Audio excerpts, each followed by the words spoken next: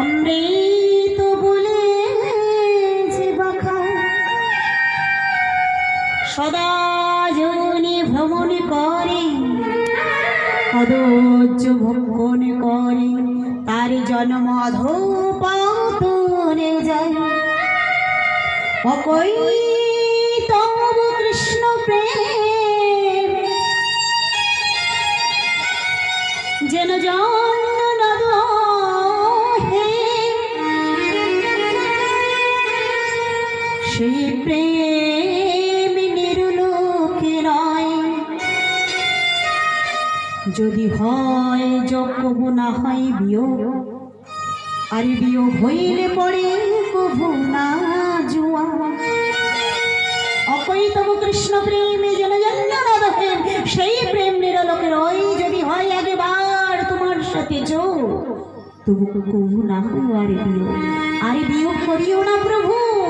এ জন্মের মতো সাধুগুরুর আশ্রয় পেয়েছি, আমি হিন্দু সনাতন ধর্মের মানুষ হয়েছি। আর তুমি যদি আমাকে তোমার এই সনাতন ধর্ম থেকে দূরে সরিয়ে দাও তাহলে তো আমি অন্য ধর্মে চলে গেলাম। অন্য ধর্ম বলতে আপনি একটাকে ছেড়ে আর একটাকে ভজন সাধন করার নাম অন্য ধর্ম নয়।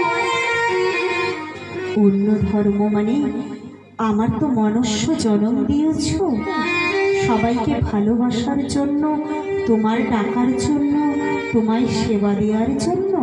তাই এই সুন্দর ধর্ম যে আমার মনের মধ্যে আছে, এই সুন্দর বাক্য যে আমার হৃদয়ে পরিপূর্ণ হয়ে আছে, তুমি আমার এই হৃদয়টাকে আর অন্য পথে নিয়ে যেও না, পাড়াতে ভর্তি করে দিও না।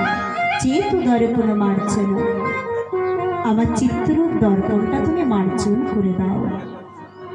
তবে কি হবে, তোমার সুন্দর মধুর মূর্তি রূপ আমি দর্শন করতে পারবো। তোমার কি রূপ না হাতকে দর্পণ মাথকে ফোন নয়ন অঞ্জনে মুখকে তাম্বন হৃদয় মৃগ মদ গামিক হা পক্ষীকে পাখি মানিকে পানে হাম ইচ্ছে জানি। হে প্রভু, স্থির সরোবরের মধ্যে তোমার সুন্দর চাকর চিকর কেশ রাশি, পদ্মফুলের পাপড়ির নেই তোমার সুদৌল টানা টানা আখি দূর চুকল,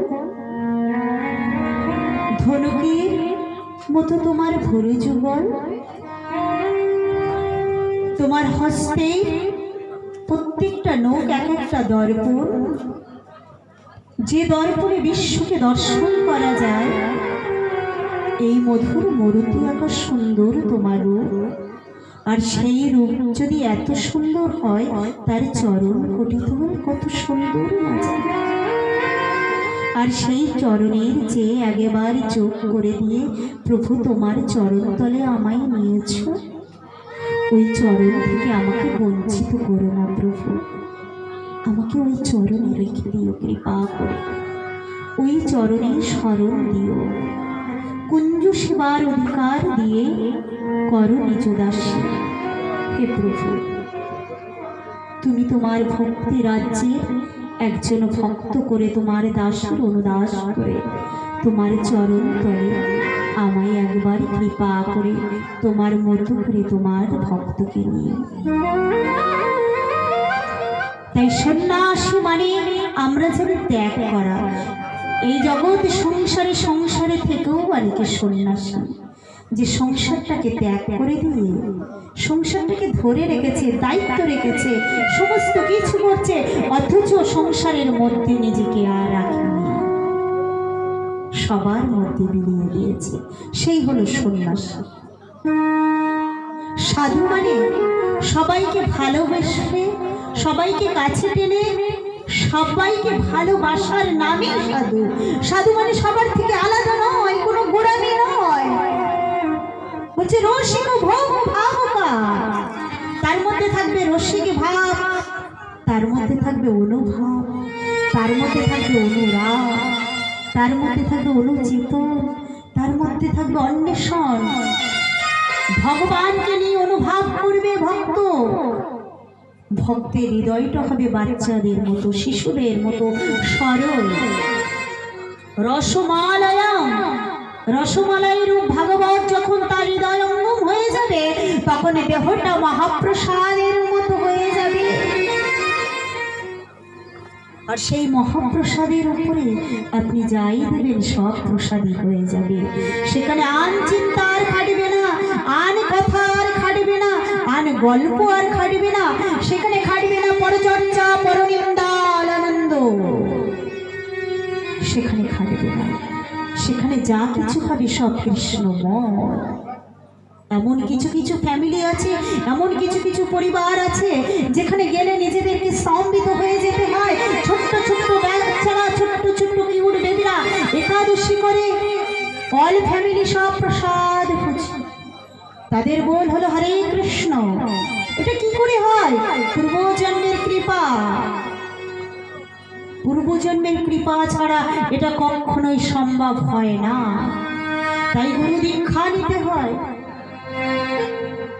গুরু দীক্ষা নিলে কি হয় না, একটা নৌকায় অনেক মাঝি অনেক মানুষকে নিয়ে যাচ্ছে। যেতে যেতে একজন হয়তো নৌকা থেকে ঢের, উত্তল ঢের মধ্যে একজন ছিটকে পড়ে গেল। মাঝি ভাই একটা বাঁশ দিয়ে দিল। যদি ওই বাঁশটা সে ধরে রাখতে পারে তাহলে কিন্তু নৌকায় চলে আসতে পারবে, কিন্তু বাঁশটা ছাড়িয়ে যদি চলে যায় তাহলে সে আর উঠতে পারবে না। তাই গুরুদেব ঠিক এমন বস্তু, ভজন সাধন করতে করতে অনেকে ওই নদীর রূপ সংসারে জলে আবার অতল তলে ডুবিয়ে যায়।